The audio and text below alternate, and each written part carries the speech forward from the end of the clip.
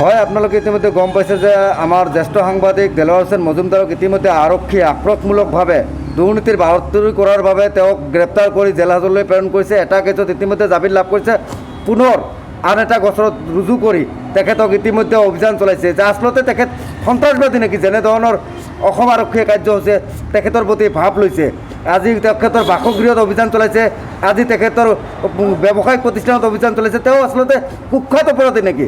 গতিকে এই কাৰ্যক আমি মাল্টিমিডিয়া প্ৰেছ ক্লাবৰ ফালৰ পৰা তীব্ৰ ভাষাৰে গৰিহণা আৰু নিন্দা জনাইছোঁ আৰু অনতিপলমে বিনা চৰ্তে আমি জ্যেষ্ঠ সাংবাদিক দেলোৱাৰ হোসেন মজুমদাৰক মুকলি কৰি দিয়াৰ দাবী জনাইছোঁ।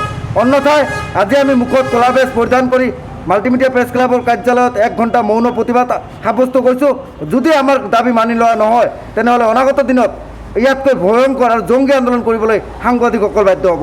সাংবাদিকবাৰ কৈছোঁ, অসম আৰক্ষীৰ এনে কাৰ্য ধিক্কাৰ আৰু গৰিহণাৰ যোগ্য। কোনো পথে ইয়াক গণতন্ত্ৰৰ বাবে শুভ লক্ষণ নহয়, ইয়াক গণতন্ত্ৰৰ হত্যাহে চলিছে।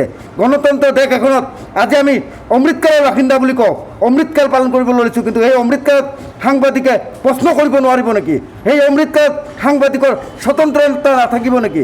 সেই অমৃতকালত সাংবাদিকে মুকলি মানে নিকাভাৱে সংবাদ বা বাতৰি সংগ্ৰহ কৰিব নোৱাৰিব নেকি? যে কেৱল শাসকীয় পক্ষৰ বিপৰীতে গ'লেই যে জেলত যাব লাগিব, ইয়াক কোন ধৰণৰ গণতন্ত্ৰ, ইয়াক কোন দিশে গৈ আছে গণতন্ত্ৰ? গতিকে এনে কাৰ্যৰ পৰা বিৰত থাকক। আৰু অসম আৰক্ষীক আমি সকিয়নি দিছোঁ যে চৰকাৰ বদলিব, চৰকাৰ আহিব, কিন্তু সাংবাদিক হৈয়ে থাকিব। গতিকে কেৱল চৰকাৰ প্ৰশাসনক সুখী কৰাৰ বাবে আপোনালোকেও কাঠপুতলা নহ'ব।